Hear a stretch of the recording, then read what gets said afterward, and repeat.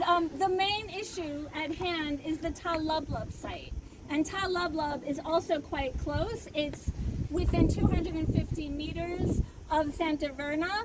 Part of it touches the archaeological buffer zone. And they are planning 2 roads, one of which cuts through the edge of the archaeological buffer zone, and the other one touches right near where the Neolithic pit of 7 children, as well as other humans and other animals and other pottery remains, was found.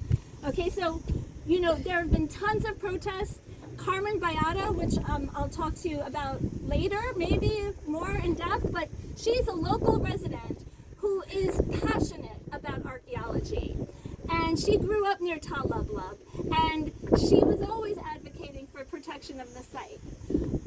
When she found out that they were going to develop, she led the charge, and she informed all the NGOs, and especially FAA took up the arms to protest against the development of these caves.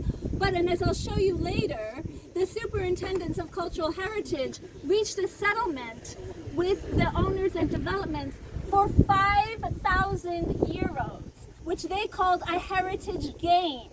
If you can imagine gain, that you're selling precious caves that probably host important ecological species. They host bats, as well as archaeological remains.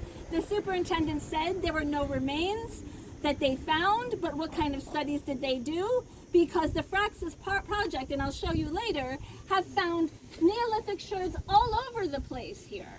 And then the tomb with the pit is literally, what, 10 steps away from the caves.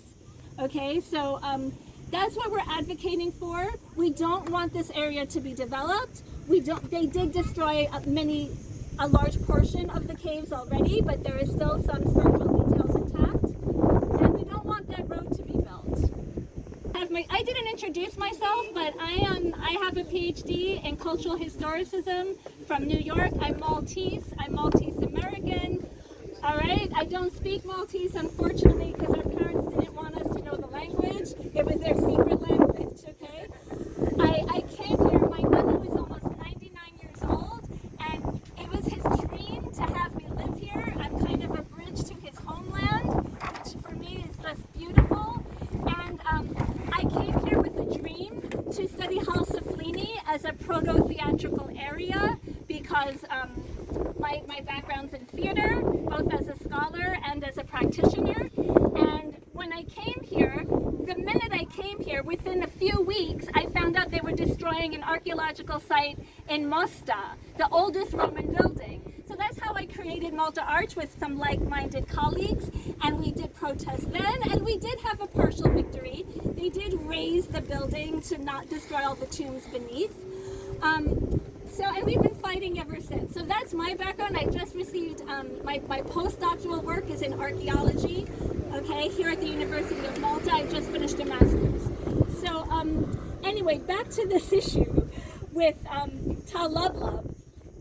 In, I think it was 1998, they drew the buffer zone around the temple. The temple was designated a Class A site, which means like highest level, Gigantia level, and it's still Class A. It's Class A, and they drew a buffer zone around it. But now they're planning a road through the buffer zone. But it's a Class A site. Don't ask me. So